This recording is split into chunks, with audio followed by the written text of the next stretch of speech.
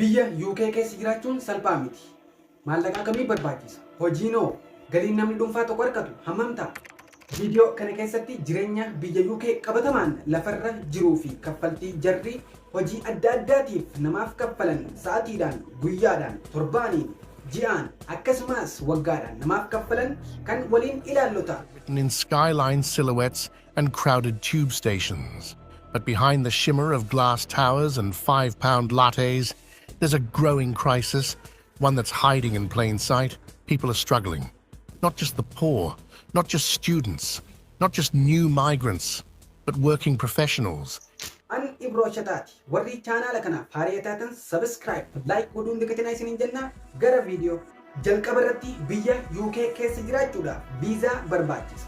Erga viizaa argattee booda jireenya ofii gaggeessuudhaaf maallaqa barbaachisa. Mee viizaa irraa haa eegallu. Viizaa barataa yookaan student viizaa maallaqa baankiirraa qabaachuu qabdu. London keessatti ji'a tokkoof paawundii 1,334, ji'a 9 paawundii 12,000 fi ja'a magaalaa biraa keessatti ji'a tokkoof paawundii 1,023, ji'a 9 ammoo paawundii 9,207. Kan amma isin himne gatii beedruumii tokko kan ji'a tokkootii fi kan ji'a 9ti.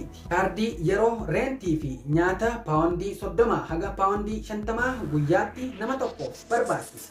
Gatiileen amma isinii dubbanne kun warroota student viizaadhaan UK'tti imale yookaan UK keessa jiraatuufidha. Namni hojii deemu yookaan skilled worker viizaa argachuuf hojii hayyamamaa barbaachisa. Kaffaltiin barbaadamu hojii tokkoof waggaatti paawundii 26,200 yookaan sa'atitti paawundii 10.75 ol ni kaffalu. Maallaqa ofii qabachuun akka baqattootti dandeettii waliin ni ilaalama. UK keessatti galiin namni tokko hojii adda addaa irratti bobba'uun argatu meeqa? Mee haa ilaallu. Hojii sasalphaa entry level jobs.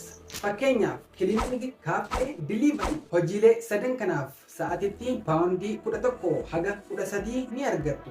Guyyaatti sa'atii 8 yoo hojjette paawundii 88 fi paawundii 400 ni argattu.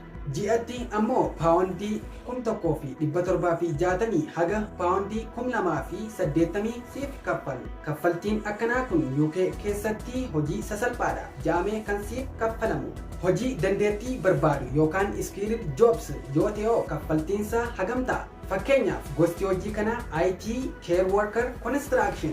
Hojiilee kanneeniif kan siif kaffalan sa'atii tokkotti paawundii 15 haga paawundii 25, guyyaatti paawundii 120 fi haga paawundii 200, ji'atti ammoo paawundii 2,400 haga paawundii 4,000 siif kaffalu. Kana qofaa miti, UK keessatti sa'atii dabalataa qabdan irratti hundaa'uun YouTuber, taaksii yookaan Uber jedhamee kan beekamu irratti bobba'uun hojjechuu ni dandeessu.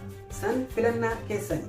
Egaan daawwattootaaf hordoftoota keenya viidiyoon keenya kan irraa barnoota guddaa akka isinii dabarse abdii guddaa qabna.